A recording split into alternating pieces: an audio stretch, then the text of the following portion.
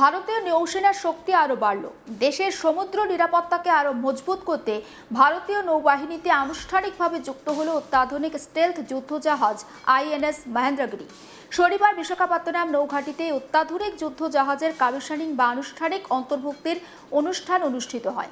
অনুষ্ঠানে উপস্থিত ছিলেন প্রতিরক্ষামন্ত্রী রাজনাথ সিং, ভারতীয় নৌসেনার শীর্ষ আধিকারিকরা এবং নৌবাহিনীর প্রধান অ্যাডমিরাল কৃষ্ণা স্বামীনাথন।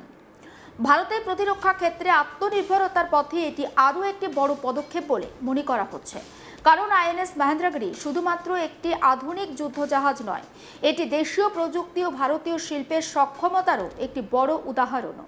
যুদ্ধজাহাজটির নাম রাখা হয়েছে পূর্বঘাট পর্বতমালার বিখ্যাত মহেন্দ্রগিরি পর্বতের নাম অনুসারে। ভারতীয় নৌসেনার ইতিহাসে প্রথম কোনো যুদ্ধজাহাজের নাম রাখা হলো মহেন্দ্রগিরি।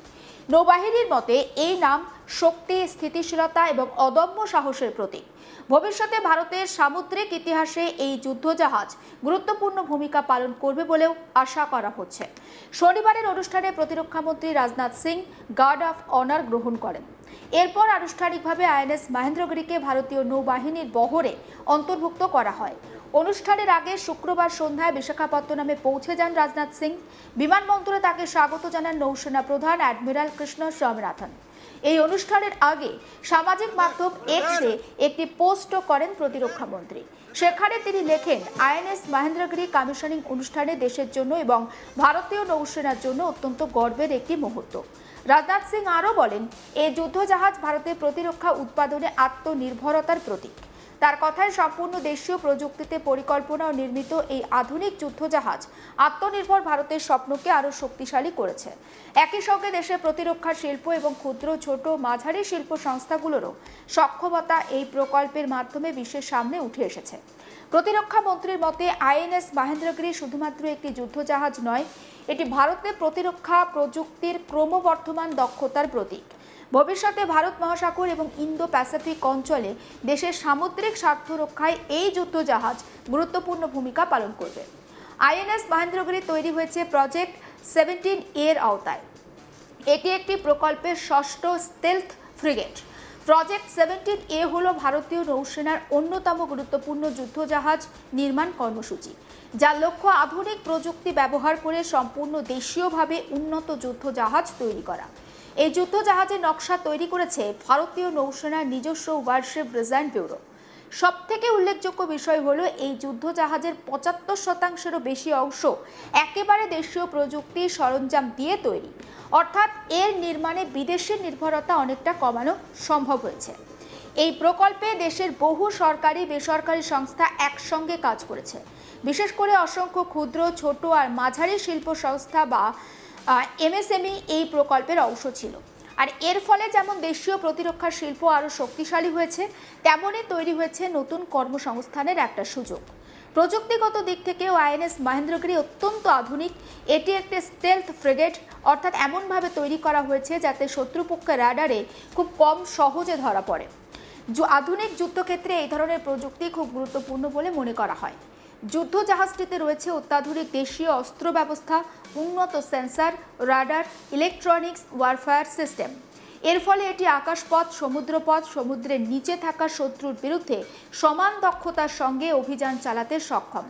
শুধু যুদ্ধের জন্য নয়, এই যুদ্ধজাহাজকে একাধিক গুরুত্বপূর্ণ দায়িত্ব পালনের উপযোগী করেও গড়ে তোলা হয়েছে। সমুদ্র নিরাপত্তা নিশ্চিত করা, জলদস্যু দমন অভিযান, অনুসন্ধান ও উদ্ধার কাজ, মানবিক সহায়তা পৌঁছে দেওয়া, প্রাকৃতিক দুর্যোগের সময় ত্রাণ আর উদ্ধার অভিযান চালানো, সব ক্ষেত্রেই আইএনএস মহেন্দ্রগিরি গুরুত্বপূর্ণ ভূমিকা পালন করতে পারবে। প্রয়োজনে দীর্ঘ সময় ধরে ভারত মহাসাগর এবং তার বাইরেও টানা অভিযান চালানোর সক্ষমতাও রয়েছে এই যুদ্ধজাহাজের।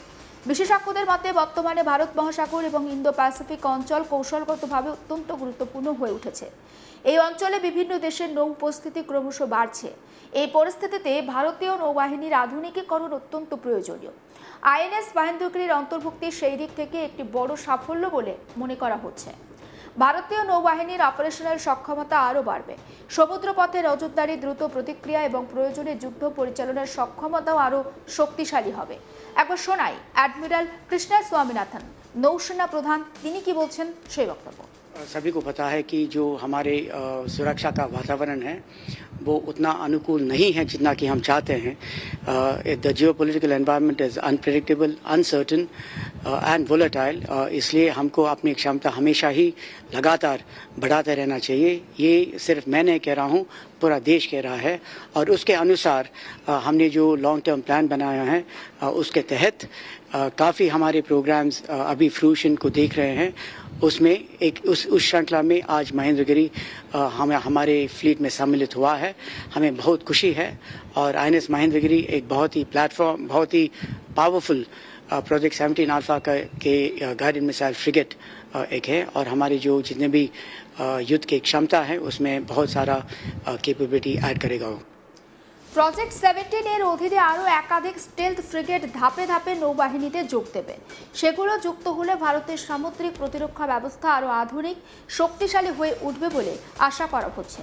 বিশেষজ্ঞদের মতে বর্তমানে শুধুমাত্র সেনাবাহিনীর শক্তি নয়, সমুদ্র নিরাপত্তাও যে কোনো দেশের কৌশলগত নিরাপত্তার একটা অন্যতম গুরুত্বপূর্ণ অংশ।